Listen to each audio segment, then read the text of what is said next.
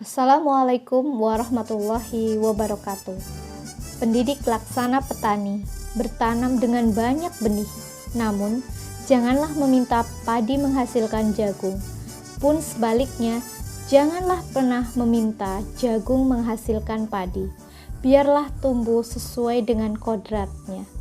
Begitu juga dengan pendidik, harus memahami bahwa peserta didiknya memiliki pribadi dengan keunikan dan kreativitas yang berbeda, sesuai dengan anugerah dari Sang Pencipta.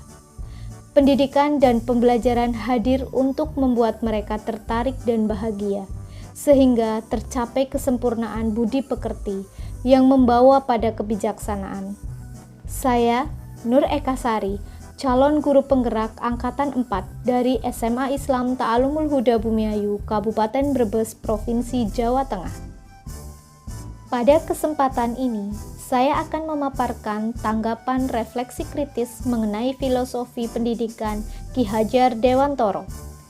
Intisari pemikiran Ki Hajar Dewantoro tentang pendidikan yaitu perubahan, dengan tujuan menuntun segala kodrat yang ada pada anak-anak, agar mereka dapat mencapai keselamatan dan kebahagiaan yang setinggi-tingginya, baik sebagai manusia maupun sebagai anggota masyarakat.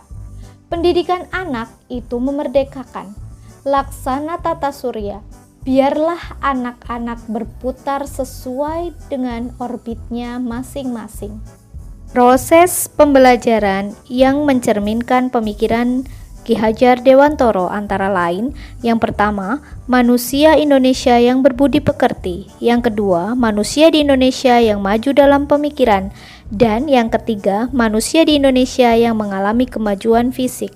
Pembelajaran yang mencerminkan pemikiran Ki Hajar Dewantoro adalah Merdeka Belajar, yang mewujudkan profil pelajar Pancasila. Pendidikan dan pengajaran di era industri 4.0 sebaiknya tidak boleh mengabaikan konsep Among, yaitu Ingarso Sung Tulodo, Ing Madyo Mangunkarso, Tutwuri Handayani.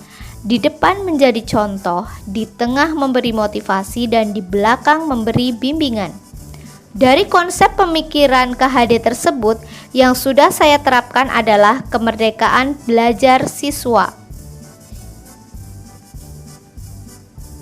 Pertama, melalui tindakan nyata seperti memfasilitasi sarana dan pembiasaan literasi.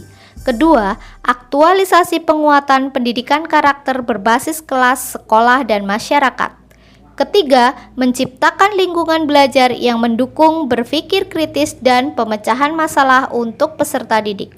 Menjalin komunikasi dengan guru lain, kepala sekolah, menjalin komunikasi dengan rekan guru lain, kepala sekolah, orang tua, serta lingkungan masyarakat untuk mendukung pembelajaran yang berpusat pada siswa.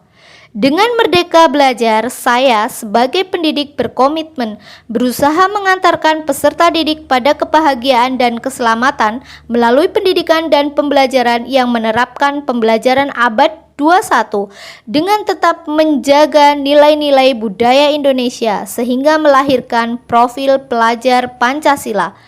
Mari tergerak, bergerak, dan menggerakkan. Salam guru penggerak. Wassalamualaikum warahmatullahi wabarakatuh.